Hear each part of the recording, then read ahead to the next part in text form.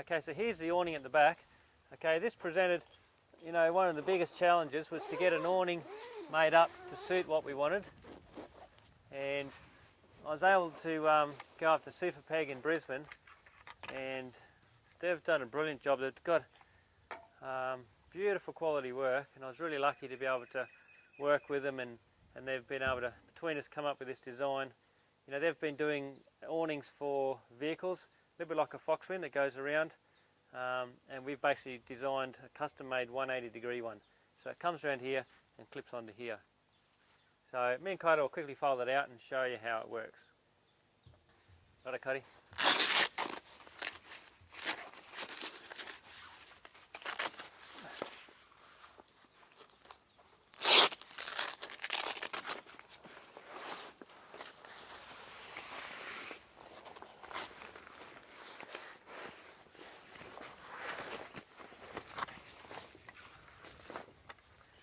Okay, so these come out and drop down.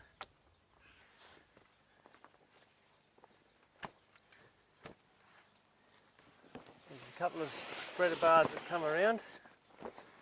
Now it's a big awning. It's a bit of a fiddle to start with, but it quickly starts to take shape. Okay. You want to get the little strap? Good boy.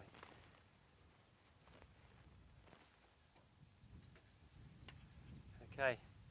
Now pretty much that's it. These have got special feet on the bottom here where you don't need a rope, you can just peg down the bottom. The only thing is you've got to get them straight, otherwise they look terrible. How does that look? Good. Okay, so you can see there the awning, it's come around 180 degrees. Provides lots of shelter around here. Now you'll see I've got a spiral cord going up and down here. That's to get power up to the top for our two lights here, and there's a light under here as well. Now these pieces here, okay, this is something that took me some time to work out, because you know the rooftop tents have a tent that goes underneath, but it's got a floor in it, and it's quite hard to put on, particularly when you've got the ladder. Okay, and I wanted it to be a quick, easy setup. That was the main purpose of designing this trailer. And I didn't want to have to fold this out and then set up another basically tent underneath as well. But often my wife, Kiyomi, you know, she was saying, you know, she wants somewhere to get chains and she doesn't want to get chains up top. So I wanted to be able to have somewhere where you could close in this area if you needed to. And this is the system we've come up with. Okay, so it's a bag there. It's quite tricky because see, you've got a solid base here, the base of the bed, but then this is all awning that folds out. So we've got two different sections we've got to contend with.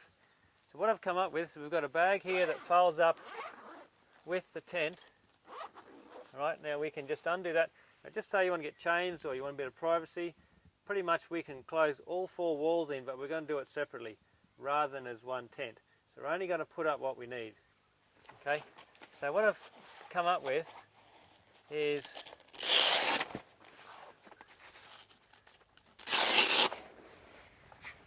this wall here. It's on a sail track system to start with here in the bag, and then it folds around like that and it can clip on. Okay, so it works quite quickly, and again it means you're only setting up what you need to set up.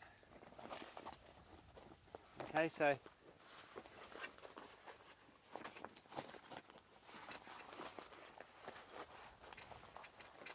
that just clips on there. You can peg that down, and that's how that works. Now, we've already showed a bit at the end. We'll show you where all these walls are zipped up together. There's a wall that goes on here. That'll sail track on against there. Here's the other wall here that can just drop down, fold out and clip on. And there's another wall comes across here. Okay, so pretty much that's the idea, is you're only putting up as much as what you need, because it's a touring trailer, we don't want to set up more than what we have to, because next morning we've got to pack it all up again. Now, another little feature here we've got is I found getting in and out of the tent, you know, you want to put your boots up top and your wallet and your phone and all bits and pieces. This is something that just sits on top. It's when you fold it up. Okay, you've got another little pole that comes out there, and it just clips on like that. Okay, very handy when you're climbing up the tent.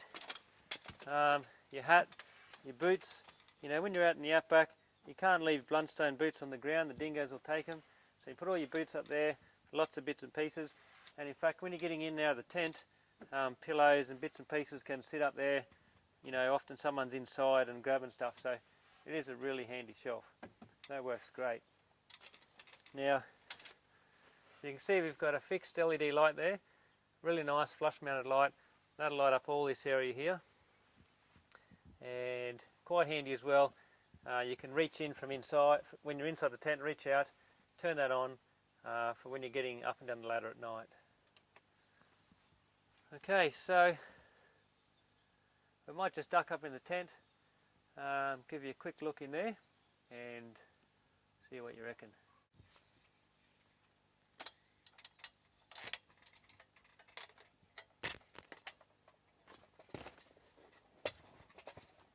Okay, so this is inside the tent. Again, it's the largest tent on the market. This is a 2 metre by 2 metre tent, so you know it's pretty much the size of an Oz tent RV4, say, roughly that size. And advertised you can fit 2 adults and 2 small children in here, no worries. Now, a couple of the features we've done here, I've got Hannibal to reverse these windows. This is quite an important thing for us, because it means that if you're in bed, you can, these used to be up the other way around, so if you wanted to have the window open, the bottom section would be open first rather than the top, which I'm not sure why it's like that. You can see here with the top open, you get a nice breeze through, rain's not going to get in, still private if you want to lie down, sleep, that sort of thing. So this is a Drifta spec tent, and that's one of the big advantages we've got, is that these windows are reversed to a standard tent. LED, we've got a nice LED light there, and it's got a dimmer on it. LEDs are very bright, so we've come up with a dimmer there, which is a big advantage at night. If someone is reading and other people want to go to sleep or whatever, you can turn it up and down. Okay, so this is the section that goes up and down like a standard camper trailer roof rack, but it's amazing how much design we've had to put into this little section here. We've had several different versions, but that's the section there that it goes down inside. We've got our Teflon runners that we use for all our kitchens and drawers, encasing some steel pipe inside that, okay, or some square RHS, and the actuators on the outside here as well. You can see there, now this section here, when it's down, goes all the way to the bottom here, and that makes it really solid. So you can see there, you know, you are up high, so you're going to pick up a little bit more wind for a rooftop tent, which is normal. But with the stabilizer at the back here and the jockey wheel down, you can see that it's quite stable. There's not much movement there at all, so it's quite solid. Come in here and I'll show you quickly the kitchen. Okay, so this is our Drifta tucker box. I won't go into too much detail because I've got other videos that show all of that, but it is part of the package. Okay, this is the kitchen we use. This is our pull-out kitchen with the return in the black stainless version. Now, even for a quick lunch, it's very quick to set it up.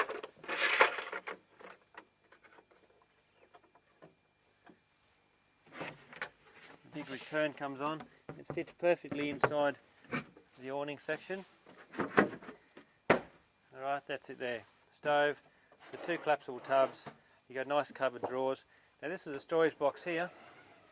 This is our storage box with front drawers. Okay, so the first section is just some nice pantry drawers, and you can see how well that slides. Okay, very simple. Alright, what else? Okay, so this is what it's like with all the walls up. Okay, we've got the walls here and also around the kitchen area. So this is the kitchen wall, the front wall here. You can see it just fits perfectly there with the kitchen. So that screens that all off. And then you've got the 4 walls inside here. Okay, so come in here and have a look inside.